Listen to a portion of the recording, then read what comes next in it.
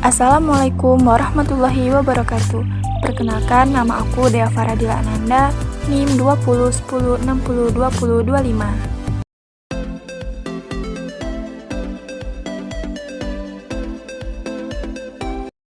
Ilmu ekonomi Islam merupakan ilmu pengetahuan sosial yang mempelajari masalah-masalah ekonomi rakyat yang diilhami oleh nilai-nilai Islam. Ekonomi terbagi menjadi ekonomi kapitalis, sosialis, Islam, konvensional, dan campuran. Masalah ekonomi, masalah produksi, distribusi, dan konsumsi.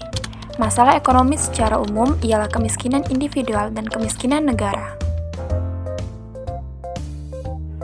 Azas dan kaidah sistem ekonomi Islam, kepemilikan yang meliputi individu, umum, dan negara, distribusi untuk menjamin kebutuhan per individu warga negara, dan disposisi untuk pengembangan hak milik, infak, dan nafkah. Kebijakan mikroekonomi Islam. Dalam memenuhi kebutuhan, terdapat kebutuhan individu yaitu kebutuhan primer, sekunder, dan mewah, di mana kebutuhan sekunder dan mewah tidak wajib tetapi perlu diupayakan.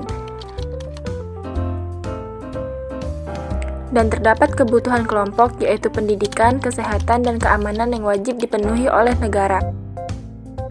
Bentuk kepemilikan. Kepemilikan individu yang mengikuti hukum syara yang berlaku untuk barang dan jasa. Kepemilikan umum yang berupa izin pembuatan syariat kepada suatu kelompok untuk pemanfaatan. Dan kepemilikan negara di mana harta berhak atas seluruh muslim tetapi pengelolaannya oleh khalifah. Sebab kepemilikan harta dalam Islam yang pertama waris, yang kedua bekerja, dan yang ketiga pemberian dari negara. Disposisi atau tasyaruf. Dari harta yang kita miliki dapat didisposisikan dengan infak atau perbelanjaan, dari faktor hubungan wasiat dan hadiah, dan faktor nafkah ayah kepada anak. Hukum syara dalam memanfaatkan barang dan jasa serta pengembangan harta. Pengembangan harta dapat berupa tanah atau pertanian, perdagangan, dan perindustrian.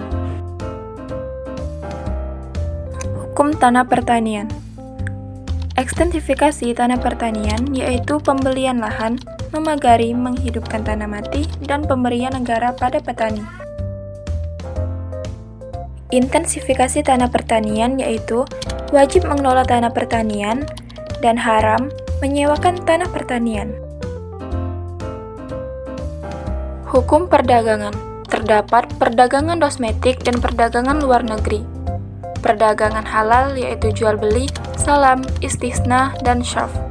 Perdagangan haram yaitu riba, ghul fahsy, tadlis, dan penimbunan. Hukum perindustrian. Hukum pabrik atau kilang mengikuti hukum barang yang diproduksinya. Hukum syarikah.